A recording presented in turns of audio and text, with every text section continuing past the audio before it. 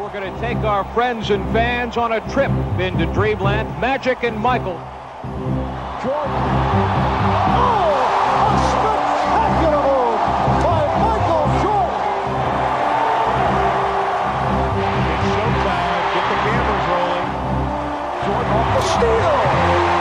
And the Chicago Bulls have won their first ever NBA championship. If you're a basketball fan, whether it's been for 30 years plus or in the last 10 years, you know exactly who Michael Jordan is. Whether you watched him play in his career out in real time or you have at least one pair of his 14 iconic signature shoes, no matter when you come into loving or liking the sport, it is quite impossible to not see his influence and impact on the sport of basketball.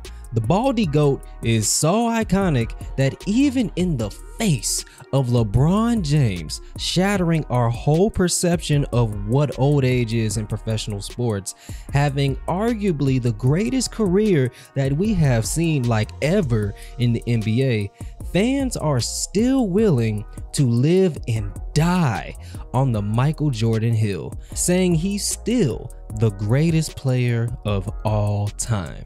The cult-like belief in the Baldy is astonishing. And hey man, look, if you say he's still the greatest to you, hey, you won't get an argument from me, fam. I don't want no smoke, like not at all. So please, hit the like button. But like I said, his presence in basketball is and was beyond iconic.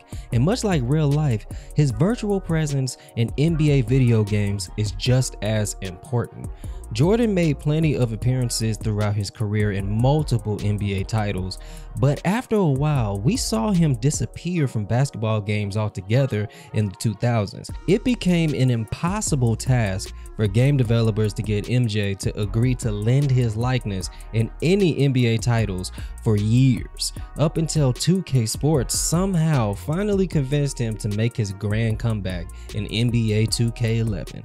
And Jordan liked 2K so much that he agreed to an exclusive deal, making 2K the only NBA game that will ever, in the history of ever, as long as this deal remains, have his royal airness grace the game. And that exclusive deal has been going on now for 14 years and counting. So the question is, how did they do it? What did 2K do so right that the other developers did so wrong? Well, you guys already know. That's why we're here, my people. We are going to try to get to the bottom of how 2K got Michael Jordan to say yes. So you guys know what to do. Hit that like button, slap that subscribe button for your boy. Welcome to the channel if you're new. Hope you stick around. It's a good time, I promise. Now, without further ado, let's go ahead and get into this. Oh my God. Oh my gosh, baby, the way she makes me.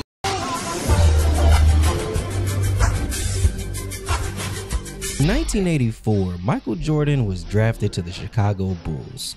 With his unstoppable high-flying game and his Jordan 1s, he quickly ascended to the most exciting and one of the most popular players in the NBA. Around the 80s though, the concept of a video game market was at its roots and looked a whole lot different than what we have today. Basketball simulation was still in its infant stage, and there wasn't really a standard set yet for what a basketball game should look like and play like. And with so much competition in the gaming industry at the time, a lot of companies were producing their own vision of what a basketball game should be. So we can pretty much say that developers were throwing anything at the wall to see if it'll stick, and it was a lot of experimenting going on. With the 1980 titles like Pat Riley Basketball, Lakers vs. Celtics, Magic Johnson's Fast Break. I'll even throw in some non-NBA titles like Fast Break, Hoops, and no, those are not the same game. Those are two separate games. Omni Play Basketball, Super Basketball, all pro basketball. The list goes on, guys, and I know these titles are probably throwing some of you off a little bit, so just for the sake of context of why these games are named the way they are. So if you think of the NBA today, you think of a multi-billion-dollar league, right? Well, in the 1970s and mostly the 1980s, the NBA was night and day compared to what it is now. To describe the league back then as a whole, wow, how can I put this?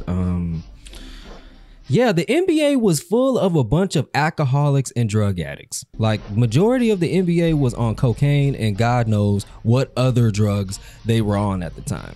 The peak physical specimen of athlete you would see today in the NBA, well, with the exception of Zion Williamson, of course, that was a very rare thing to come by. So there is a reason why the Boston Celtics and the Lakers combined for the most championships in the league's history.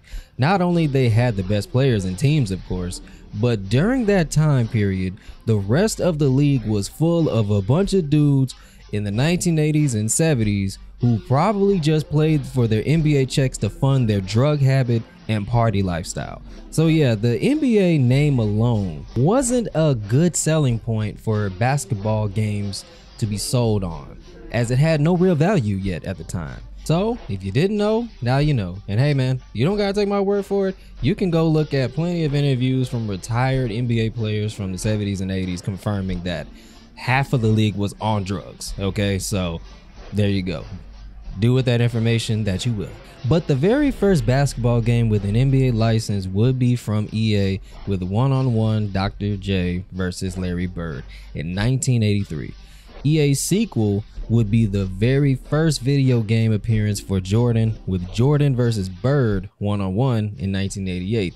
And as Electronic Arts was determined to lead the way in sports simulation, Jordan continued to make appearances in EA titles like Lakers vs. Celtics, Bulls vs. Lakers, Bulls vs. Blazers, and the NBA playoffs, and the official Team USA basketball game in 1982, and a bunch of other one-off NBA related games. So all of that was up till around 1992 to 1993.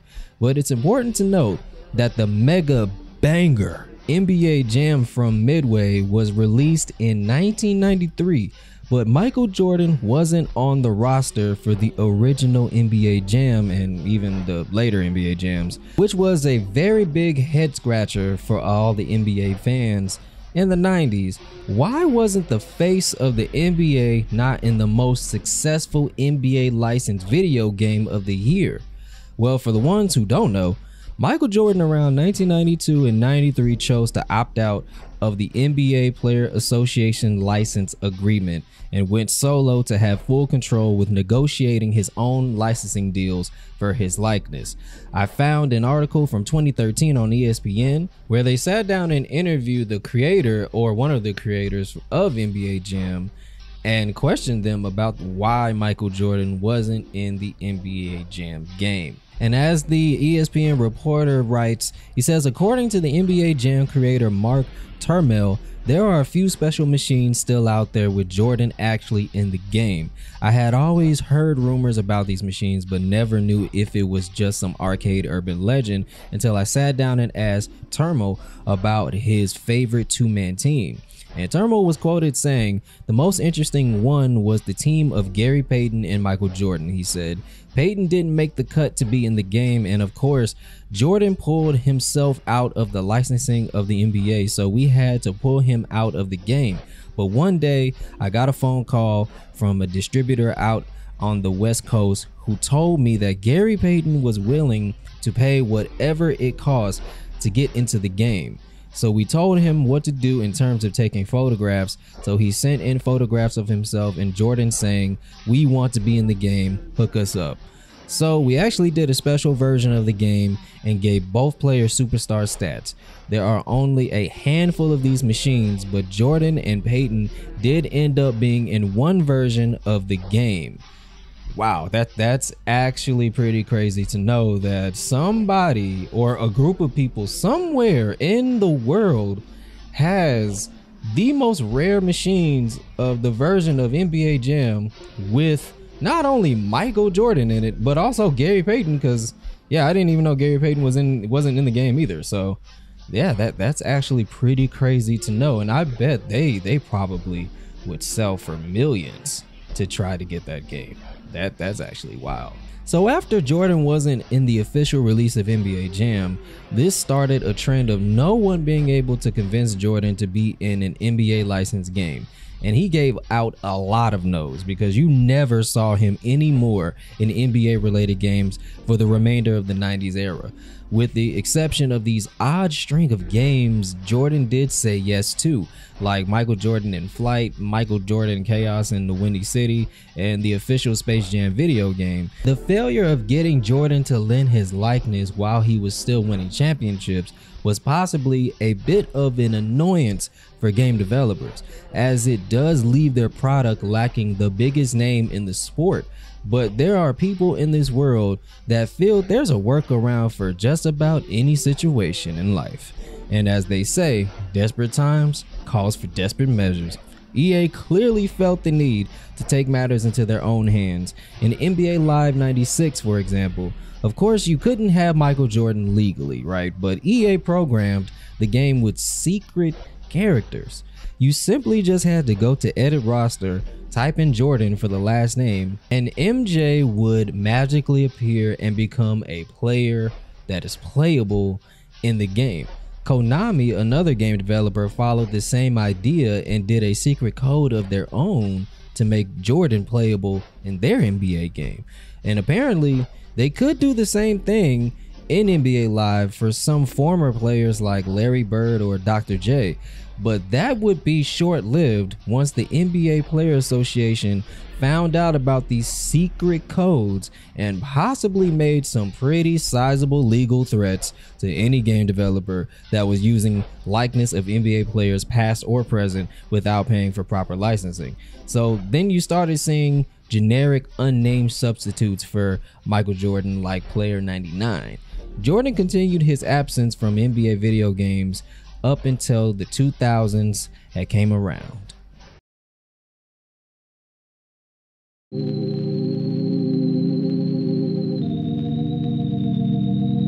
Jordan retired for a second time. This time, it seemed like for good, winning 3 more championships after his first initial retirement and his last ring in a tough 1998 finals series against the Utah Jazz, and hitting the legendary final shot to cement his legacy. But after 3 years of getting into the corporate side of the game, MJ came out of retirement again, believing he could lead the Wizards to a winning record and prove he still can compete at the highest level. And just like Mike changed his mind about retirement, he changed his mind about the use of his likeness. The GOAT was back on the NBA floor literally and virtually. Jordan legally made his return to sim basketball in NBA Live 2000 as a legend player.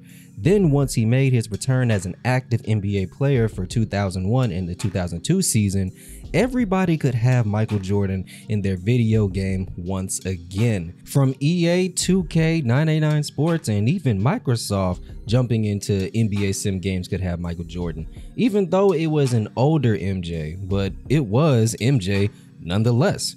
So it was a bittersweet time for gaming developers missing out on his prime years, but for EA, that wasn't enough. They wanted more, right? When NBA Street Volume 2 dropped in 2003, they didn't get only one version of Mike. They went as far as to put 3 different eras of the GOAT in the game. Young Mike with the hair, prime 90s baldy Mike, and current Wizards Mike, giving fans the opportunity to put all 3 eras of MJ on one team if they wanted to. Basketball fans rejoiced at the moment in time that finally they could play as the greatest of all time. After being deprived for the entire 90s era, NBA Street Volume 2 would go to be the most successful out of the series and join the list of being one of PlayStation 2's greatest hits.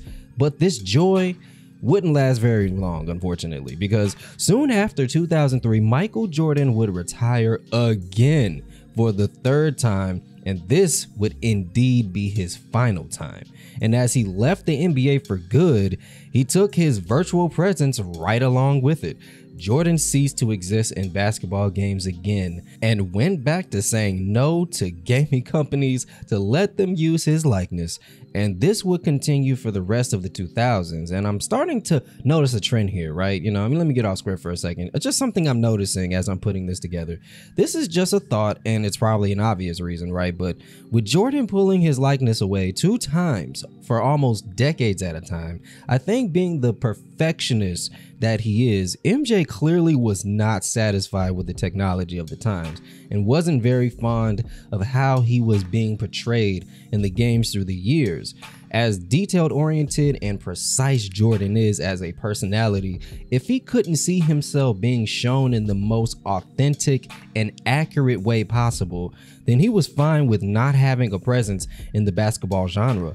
And I guess you can call it selfish, right? But I mean, if you had a chance to put yourself in a movie or a video game, you would want it to be a perfect representation of you, right? And when you're the GOAT, how could you want less? I mean, can we as fans really be mad that the greatest player demanding the best for his likeness in video games like he demands of himself as an athlete? And Mike was even quoted confirming this theory. Now, this quote is from Jordan when he was on his press run for NBA 2K11. He said, "I didn't want them to put me in there if I didn't look like myself, and I didn't want them to put stats that weren't my stats." The guys at 2K are very smart, so they know a lot of things about the game of basketball, and obviously the things that I've done to the game and the way that I played. I wanted my character to be as close to the way I played as possible, so that it's not something that's false promoted. I wanted something real. So walking it back a bit, 7 years have passed and now it's the 2010s, and the sports genre was evolving, but there was no MJ in any basketball game still, and the basketball genre saw a lot of changes happen over the course of the 2000s, right? Like we noted in our midway video, a lot of competition in the NBA market had become very slim. Midway filed for bankruptcy, Konami just fell off completely in the sports genre and was forgotten. Sony retired the 989 name and just turned to focus on only MLB simulation. Microsoft tried to do NBA games, but they didn't stay around very long, which only left EA and 2K as major players in the sport. After a nasty battle in the NFL market, and EA had to clearly focus on Madden after they did that ginormous deal for the NFL, and they needed to make good on that deal, so NBA Live saw a decline in quality. But 2K was raising the bar. After losing the NFL, Take-Two was putting in maximum effort into their basketball series, and it was clear with the release of NBA 2K10. Taking inspiration from their 24/7 mode in previous 2Ks, Take-Two created a whole new mode and called it My Career. For the first time ever, NBA fans could create a player and have an NBA career. No more creating a player and adding them to a roster to live out your pro dreams. You could be an actual legit NBA prospect in a career, something basketball fans were thirsty for. And it's actually funny when you think about it, how EA had a career mode in Madden 07, but never bothered to have an NBA career mode until NBA Elite 11, and they let 2K beat them to the punch. So, that's like a 4-year gap between a game like Madden 07 coming out in 2006 and 2011, 2010 with NBA Elite 11. So yeah, that just shows you where their priorities were at. So in between EA choosing not to try anymore in the NBA market and all of the other developers were out of the picture, 2K was the only viable option left to do the impossible, getting Michael Jordan back in video games.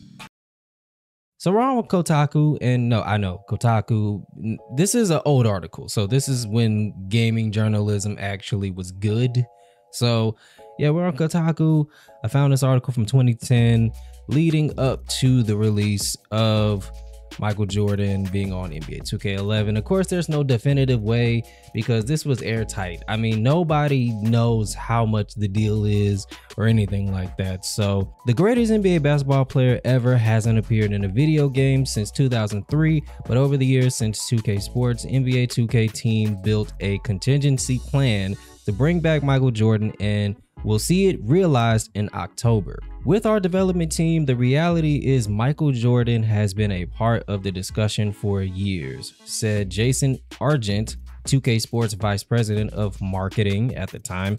He said this wasn't some discussion where we woke up and found out we had him. Now we had to figure out how to put him in. There has always been this loose design out there to how this could happen, and as it came to be more realistic, our development team got more and more excited. He says, in some ways, getting Jordan for NBA 2K11 was more daunting than shelling out whatever it costs for the endorsement of basketball's only truly global superstar. The current top player in the NBA is still featured in the game as an active player.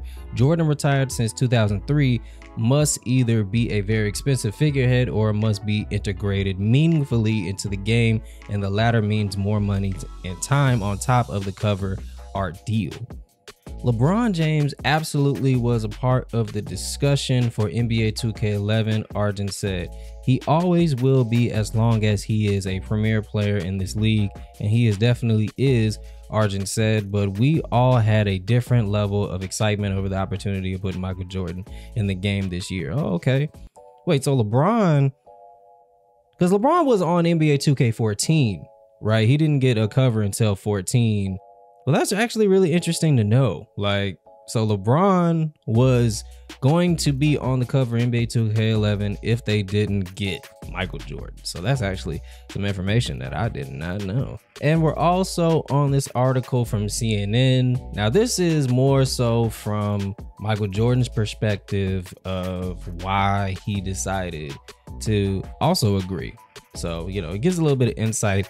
I try to do my best to find the best information, right? So let's go ahead and read this. He said that my kids were always asking me, why are you not in the video games? And I never really gave it a thought until now. Jordan said in a telephone interview, in essence, it gave me an opportunity to be exposed to a generation that I'm probably more recognizable in terms of the Space Jam movies with Bugs Bunny, as opposed to me playing. Visual Concepts and 2K Sports have put together the most realistic looking and feeling basketball game yet in their series. After 12 years, the development teams have made the most of new technology to give players more control and options and realism. Now, in this particular section, I think that really sums it up pretty good of why Jordan decided and why 2K got him. And it said it was connecting with a new generation of basketball fans, Jordan said, that persuaded him to say yes to working on a video game for the first time when NBA 2K11 came calling. That became a great opportunity for me, he said, and that's how I felt this game could connect the dots between Space Jam and his basketball career, he meant. But yeah, man, that pretty much just sums it up, man. I mean, I wish it was like a more dramatic or more exciting reason why Jordan decided that he wanted to get back into video games and how 2K did it. But I mean, more so on 2K side, right? 2K pretty much for years was building the blueprint of NBA 2K11 conceptually of how that they wanted to accommodate, you know, an entire vast majority of the game mode and everything dedicated to Michael Jordan, and really their commitment to capturing his likeness in the way that Jordan wanted, because obviously Jordan was just not satisfied with whatever the other gaming companies and developers were doing. Developers, I guess you can say that they were very careless with his implementation, because at the end of the day, Jordan is bigger than the game of basketball. And that's just a fact. That you can't change that. I don't care if that personally makes you feel away, but that's a factual statement. Michael Jordan is bigger than the game of basketball in his career, and even till now, he's still bigger than the game of basketball. He was bigger than the NBA. Michael Jordan you can say was at least a good vast majority part of why the NBA was able to globalize their league in the very first place anyway. You know, because like we said, the NBA wasn't, it just was not the league that it is today. And Jordan was that golden goose for the NBA, right? To ascend them, especially in the move that they made to go to the Olympics with the NBA players.